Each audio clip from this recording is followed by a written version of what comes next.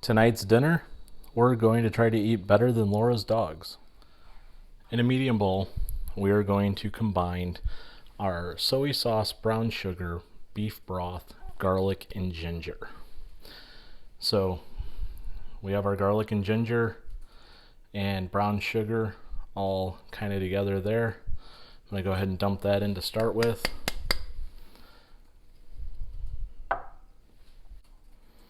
Okay. So we got a spatula here, we can get the rest of this out. That brown sugar. I'm using garlic that's already combined with water and pre-minced, just in an attempt to save some time, because that's why we're doing all this essentially, is to save as much time as we can. So go ahead and add our half a cup of soy sauce right on in there. Then we'll add our full cup of beef broth. Just like that. Get this a little bit off the edge here. And all I'm doing right now is cleaning my spatula off so that it's nice and clean for me. So we're going to end up whisking this together and kind of get everything mixed in just to make sure that it's good and homogenized, right? This is going to be the initial marinade for our steak. So let's go ahead and start getting that added in that bad boy. I am going to use a spoon because I don't want this flopping in there or splashing and getting everywhere. We want to be as careful as possible with this, right? So we'll just go ahead and nice and easy lower it in right there, covering most of it up with the bowl or with the plate. That way we don't have any big splashes or anything.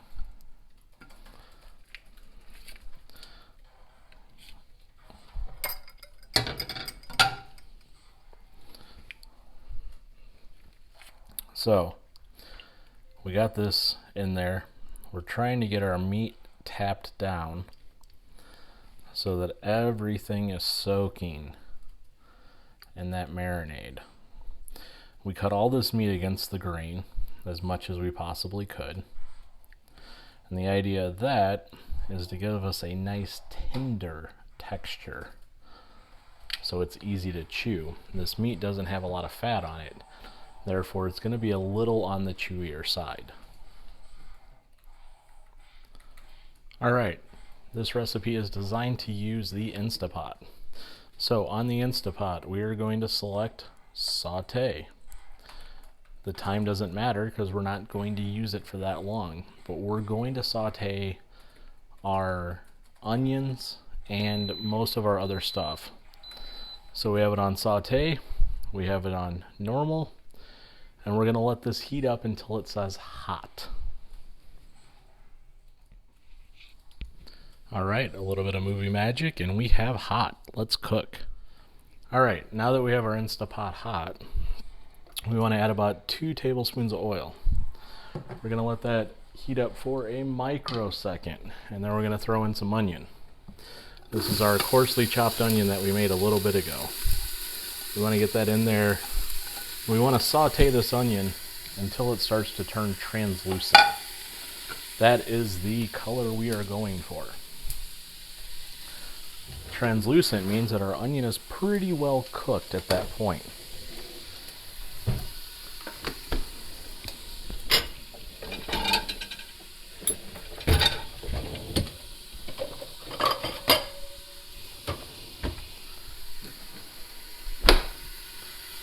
So we're just going to toss that onion around in that oil, get it good mixed,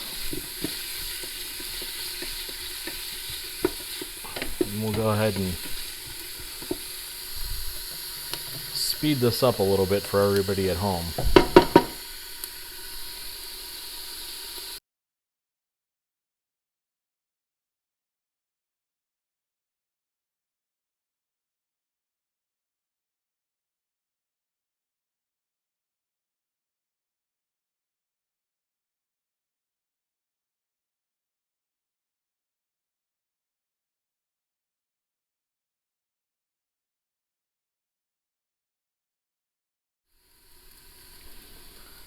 Okay, so our onions are starting to caramelize a little bit.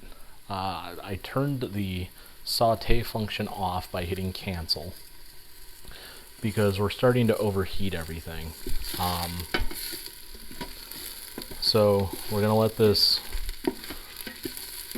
try to caramelize a little bit, but we're still looking for a little bit of transparency, and we're not really getting it because we're starting to caramelize. Transparency is starting to come through, but not as much as I would generally like to see. So I'm going to go ahead and let these onions caramelize a little bit. The caramelization is the sugars coming out of the onions. So caramelization actually adds to a sweeter dish. So it's not going to be bad. We've already done that salty with the soy sauce and the broth. We're not adding any other salt to this recipe, as we want to make it a little bit healthier than what you would normally find takeout restaurant. But we want all that delicious goodness in our recipe. So once we get to this portion of it, we can stop the cooking of the onions by adding more liquid into the dish. The thing that we're going to add next is our entire bowl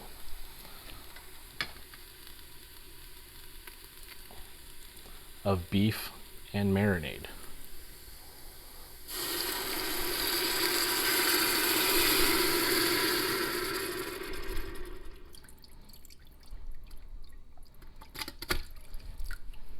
All right, we got that in. I'm going to go ahead and grab my spatula real quick so that we can get those good little bits out. We want to make sure that we have all the flavor in this that we can possibly muster.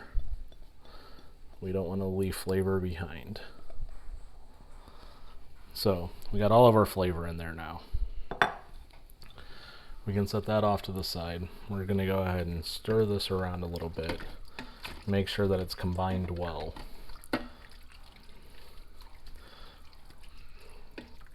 We have a good amount of liquid, and some of that is going to cook off.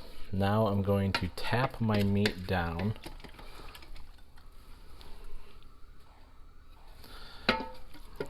I'm going to finish combining this, and then what I want to do is tap my meat down so that as much of it is submerged in liquid as possible.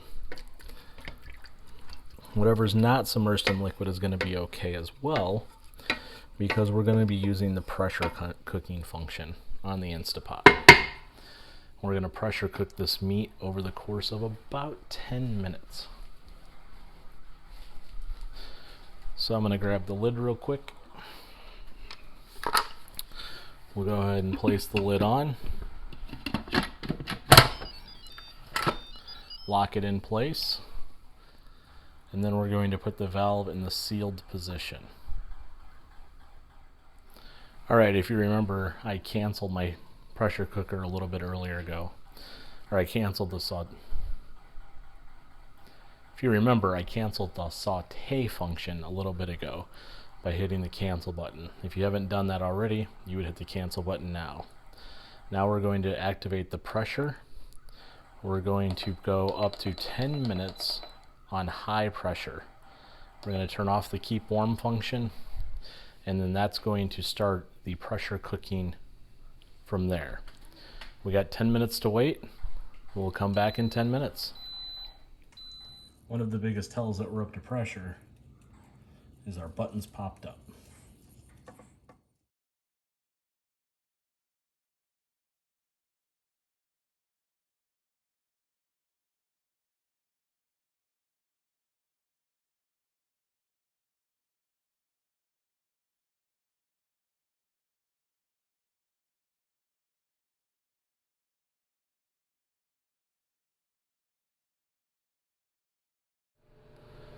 Alright, so our Instapot turned off. Now we're going to manually release the valve pressure. So a manual release of valve pressure is really no more than taking this knob and turning it. and watching it shoot steam up your cabinets.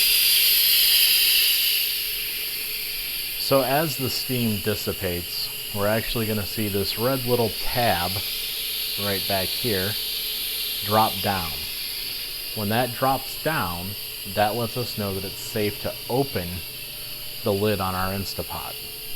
Our next step is to open the lid.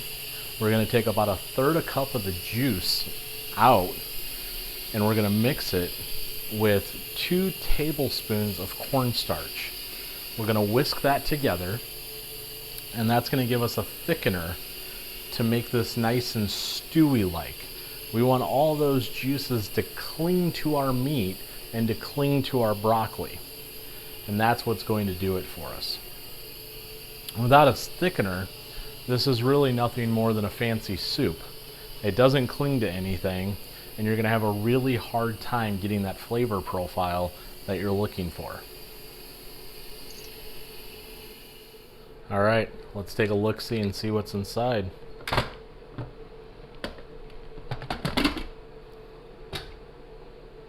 Oh, does that not just look delicious? I cannot wait to dig into this. That's some good looking stew. So let's go ahead and grab our 1/3 cup or thereabouts of juice. Alright, we got our 1/3 cup of juice. We're going to mix it in, and we're going to whisk that together. Going to make us a nice thickener out of this. Make sure it's nice and smooth. Homogenized is what we want. So we're going to thicken that up nice and good. And then we're going to throw that right back in to the stew. So flour we mix, and we want to mix that in cold water. But cornstarch actually mixes better in hot fluids. Go ahead and get all that in there. And then we're going to homogenize this whole thing up. In the meantime, I took a pound of broccoli frozen, and I put it in the microwave for 5 minutes. So let me get them sides scraped down. And we'll get this going throughout. The steam coming off of this is just amazing.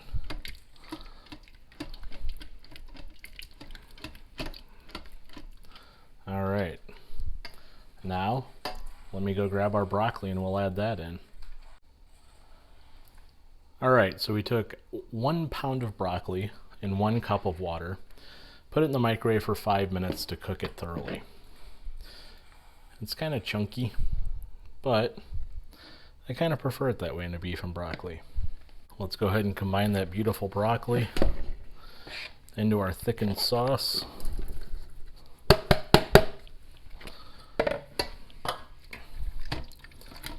Let's see how that looks. Now for my taste, this is a little stewy still. So what I'm going to do is I'm going to fix that. I just added a little bit more cornstarch, and I use the saute function to heat this up. I think the reason this isn't really getting as thick as I'm looking for is because A, I didn't have enough cornstarch in it to begin with, and B, it wasn't hot enough to cook the cornstarch fully. So I have to be careful not to overcook my broccoli, but I want to cook it enough that that cornstarch starts to have that thickening effect. So put it on saute for right now, and then we're going to head and cancel that here in a few minutes, and then we're going to turn it over to keep warm. But we need to cook that cornstarch a little bit for it to have that thickening effect, and then it'll have that thickening effect as it cools down, and we'll have everything nice and coated like we want.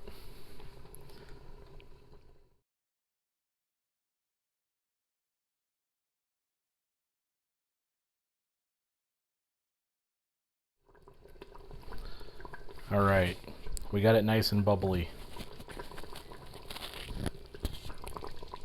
You can hear that bubbly goodness. We can hear that bubbling goodness.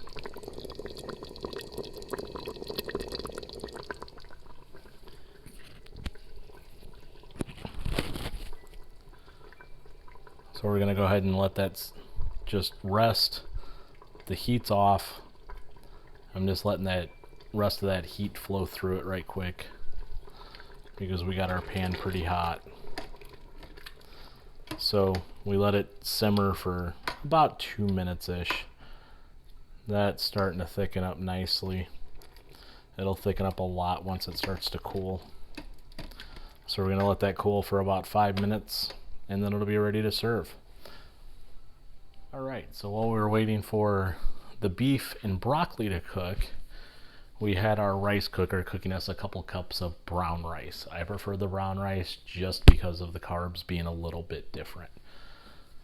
And I prefer the texture and the flavor, and I just prefer brown rice overall. So, in my brown rice, I used 3 cups of broth and 1 cup of water, and then I put 2 cups of dry rice into the rice cooker and let it go. I normally do 1-to-1 broth to water. In this case, I used 3-to-1 because our recipe only calls for 1 cup, and I had 3 cups left over. And I really don't like to store it in the refrigerator because weird, I don't know. So we're going to go ahead and do our plating. We have 1 heaping spoon of our beef and broccoli ready to go. There it is.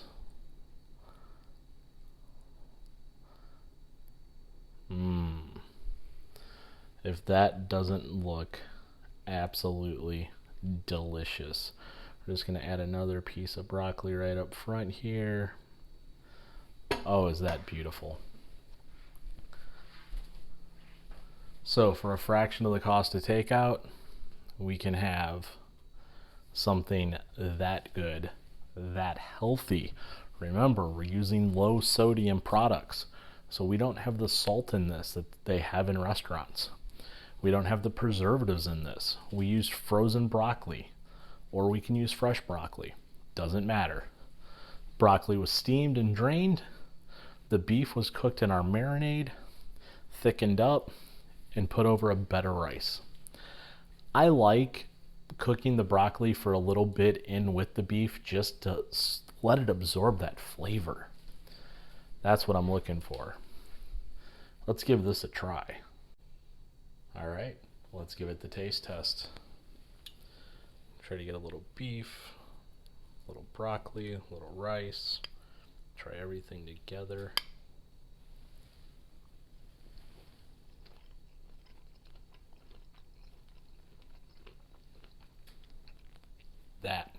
That is amazing.